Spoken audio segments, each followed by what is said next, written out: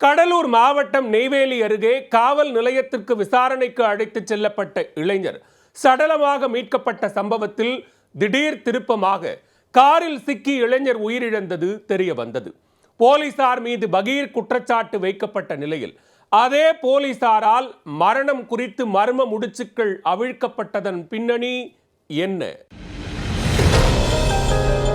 விசாரணைக்கு அழைத்துச் சென்ற இளைஞரை அடித்துக் கொன்றதாக போலீசார் மீது அவரது குடும்பத்தினர் குற்றம் சாட்டினர்.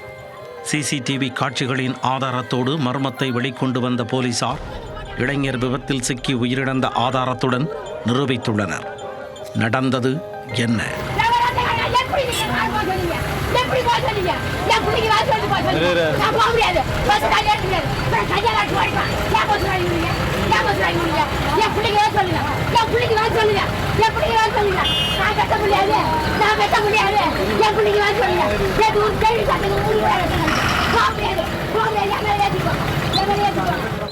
கடலூர் மாவட்டம் நெய்வேலி டவுன்ஷிப் பகுதியில் 25ஆம் தேதி இரவு போலீசார் வாகன தணிக்கையில் ஈடுபட்டிருந்தனர். இரவு 11 மணிக்கு புல்லட்டில் வந்த கீழ்கொள்ளையைச் சேர்ந்த ராஜ்குமார் என்பவரை தடுத்து நிறுத்தி சோதனை செய்தனர். அப்போது அவர் மதுபோதையில் வாகனம் ஓட்டி வந்தது கண்டுபிடிக்கப்பட்டது. உடனே புல்லட்டை பறிமுதல் செய்து ராஜ்குமாரை காவல் நிலையம் அழைத்துச் சென்ற போலீசார் அவரின் முகவரி குறித்து விசாரித்துள்ளனர். பின்னர் காலையில் வந்து வாகனத்தை எடுத்துச் செல்ல கூறி இரவு 11:55 மணிக்கு ராஜ்குமாரை அனுப்பி வைத்தனர். ஆனால் அன்று இரவு ராஜ்குமார் வீட்டிற்கு செல்லவில்லை.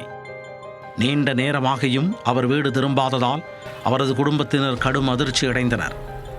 இந்நிலையில்தான் அதிகாலை 3:15 மணிக்கு காவல் நிலையத்தில் இருந்து 100 மீட்டர் தூரத்தில் ராஜ்குமார் இறந்து கிடந்தது போலீசாருக்கு தெரிய வந்தது.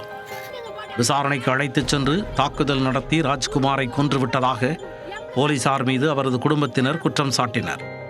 ஆனால் காவல் நிலையத்தில் இருந்து ராஜ்குமார் பத்திரமாக வெளியே சென்ற சிசிடிவி காட்சிகளை காட்டிய போலீசார் அவரின் இறப்புக்கான மர்மம் குறித்து விசாரிக்க தொடங்கினர்.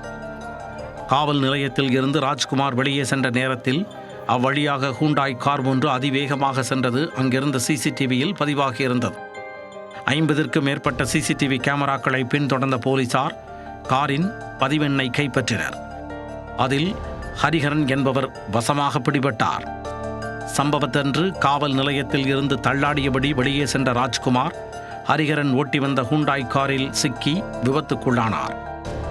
நீண்ட தூரம் இழுத்துச் செல்லப்பட்டவர் துடிதுடித்து உயிரிழந்தார். இந்த நிலையில் ஹரிஹரனை கைது செய்த போலீசார் அவரது காரை பறிமுதல் செய்து ஆய்வு செய்தபோது காருக்கு அடியில் ராஜ்குமாரின் தலைமுடி மற்றும் உடல் சிதறல்கள் இருந்தது கண்டுபிடிக்கப்பட்டது. இந்த நிலையில் ஹரிஹரனை கைது செய்த போலீசார் நீதிமன்றத்தில் ஆஜர்படுத்தி அவரை சிறையில் அடைத்தனர். விசாரணைக்கு காவல் நிலையம் சென்ற நபர் மதுபோதையில் காரில் விழுந்து விபத்துக்குள்ளான சம்பவம் பெரும் அதிர்ச்சியை ஏற்படுத்தியுள்ளது.